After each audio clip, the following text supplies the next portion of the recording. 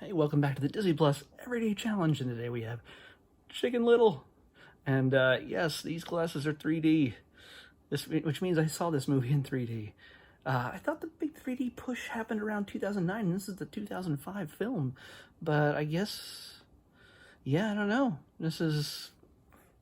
Somehow I saw this in 3D. My timelines mentally are all screwed up, I guess. But anyway, yes, this 2005 film is an hour and 23 minutes long. Like I said, it's from 2005, and it is actually a very underappreciated film. I actually really enjoyed this. I saw it obviously in the theaters, but it's not the kind of movie I would have gone back to see twice or anything.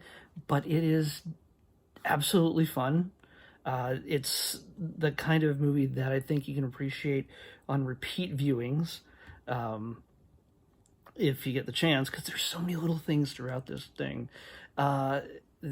just little nods to other things, which again, some of them are fairly obvious. There's a humongous live action screening of the boulder chase in Indiana Jones early in the film in a movie theater. Yes, this is an animated film, but they put a live action version of the original Indiana Jones Raiders of the Lost Ark in the movie.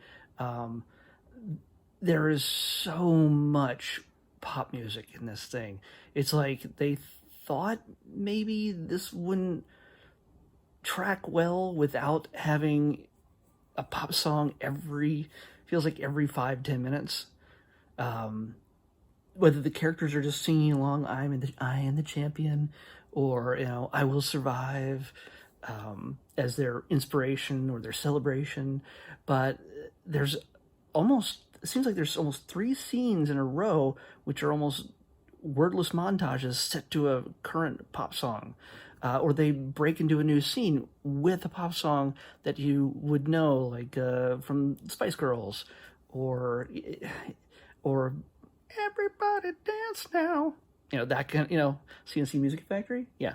But it's all that is it's just peppered throughout the film, and I don't think it needs it, but it doesn't hurt it that much. It just seemed excessive to me. Other than that, though, I thoroughly enjoyed this film. I just forgot how good it is. Zach Braff plays Chicken Little.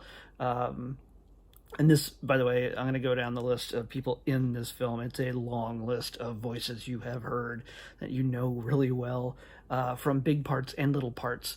But well, you know what? I'll just do that right now. Zach Braff, like I said, is Chicken Little. His best friend is played by Joan Cusack. She is the Ugly Duckling. And there's also his dad, played by Gary Marshall. Let me see here. Come on. Okay, I'm going to take the glasses off. Yeah. The mayor. Oh, that's just so much better. The mayor is Don Knotts. Don freaking Knotts. Just anytime Don Knotts shows up and you remember that this was a man who lived is a great thing. Patrick Stewart has a little cameo in this. Steve Zahn plays his friend Runt of the Litter. He's a very large pig, but his name is Runt. Wallace Shawn plays the principal. Harry Shearer, from The Simpsons, so many voices in The Simpsons. He plays an announcer, a news reporter, as a dog. There's a fish that has no voice, but he's one of my favorite characters. He's just hilarious. He's always smiling. No matter how crazy everything is getting, his language is just, this is great. This is neat. I love it. And yeah, it's the kind of way you would kind of want to feel throughout this entire thing. Because, as you know the story of Chicken Little, he claims the sky is falling, and nobody believes him. They're just like, come on, dude, there's no proof that you did any of this, that you saw this. And even a year later, they made a documentary or a movie or whatever. They cut him to pieces. They made a big deal out of how they thought this kid was lying. There was a board game made out of him. Just all sorts of merchandising, which is also a sort of a play, a little nudge towards the over merchandising films. over the dumbest things. But back to the people, back to the characters. Patrick Warburton shows up for a little bit. Patrick Stewart, did I say that? Patrick Stewart shows up for a tiny bit as a teacher. There is a moment in the film, and I have to say that Adam West shows up, and I'm not going to tell you who he plays, but it's more of a funny, jokey role, but it comes in towards the end, so it's kind of awesome. Yeah, Batman, Adam West is in this movie, and I'm also not going to tell you who they play, but Catherine O'Hara and the late great Fred Willard team up in this film and play some fairly important characters. Even if it's just for a little bit, they play some fairly important characters to this movie. Back to the plot, I'm jumping all over here, unfortunately. Chicken Little tries to do what he can to prove himself, even taking up the baseball. Like, his dad was not a pro, but he was a top player in his day and age. And while nobody believes him, even his father, he does everything he can to get back in their good graces and not be the laughing stock that he is. And most of all, what matters to him is that his dad didn't believe him. And we can't say anything about his mom, because the Disney trope of the dead parent is alive and well in this movie as well. She has passed on, and what are you going to do? It's a Disney trope. Can't have two parents, apparently. One of them has to handle the load all themselves. And so Chicken Little, and he takes on baseball. I'm not going to ruin the rest of the film, but it brings him into conflict a year later from his shame with the real reason behind what he saw the year previous. So it's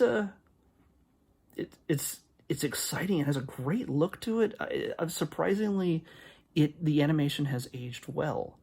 I love The Incredibles. The Incredibles looks and plays beautifully, watch after watch. I've watched that movie so many freaking times, but you can compare Incredibles, the original, to Incredibles 2, and the level of animation, the quality of the animation, is light years separate. I'm sure if they made a Chicken Little 2, the animation would be light years different in quality if they made one today. But in this case, the way they styled the characters, it lends itself to not being automatically aged out in quality, because they're not human. Because when you try to do human stuff, there's certain levels of realism that you want to convey in the animation. When you're dealing with chickens and dogs and pigs and everything else, there's not the same standard. So it stylistically overall, the town, the structures, the vehicles, just the land itself, all has this very curvy, no straight lines kind of feel to it. So yeah, there is a certain flexibility to everything in the film, and that adds to its keeping the character of the film, keeping the look of the film, not automatically looking like, year one of 3D animation, which is obviously is not. But like I said, it surprisingly holds up well. And when the more action-oriented sequences start building up toward the end, they look amazing. And their influences are actually said aloud by some of the characters as to the things that happen. You can see in the title, in the description here, what happens, the reason why. You can probably figure out the reason why Chicken Little thought the sky was falling. Let's just say something alien is happening, and things get a little crazy between those visitors, let's just say, and our heroes. So yeah, it's fun, exciting, actually really funny. There's actually tons of funny. little bits that haven't aged well, comedy-wise, where people keep saying "oh snap" a lot. Yeah, it's not necessary, but yeah. It's to say it's a running joke where I guess it was 2005. Oh snap was just a thing that people said a lot. So maybe that was the heyday of it. Yeah. They keep going back to this porcupine who just, they zoom in on him and he just goes, yo, or hey, or whatever. And there's a running bit with that. It's not super funny, but this movie seems like it's rife with the opportunity to have memes made out of it. And I think if you do search like Chicken Little memes, you'll probably see a ton. But I think just watching it, I could tell there's lots of stuff that has not been mined yet in this film. Maybe it's because it's not known as well as every other Disney film, and so it's underserved. I think you'd enjoy it if you have not seen it yet, or if you have not seen it in 15 years. You are in for a treat. So take the time, check it out. I love it, I absolutely do, and I'm surprised that I loved it as much as I did. So check it out, Chicken Little on Disney Plus. Let's pick tomorrow's. 455. I know I always say this, but I think we already had this. 455. Went too far. Come on. Yep, we did. Wow, I'm really good at this. 455 right there. Let's see what it was. It was Recess, taking the 5th grade. Yep, we're not going to see that again. Let's pick another number. Oh, come on. 651. Yes, I have suspicious face. 651. Oh, 651 is blacked out. It's one of the P names, but let me see what it is. 651. Blacked out because we got it before and it didn't exist. It's the Princess Bride. You know what? I'm going to waste your time here. If it takes too long, I'm going to fast forward.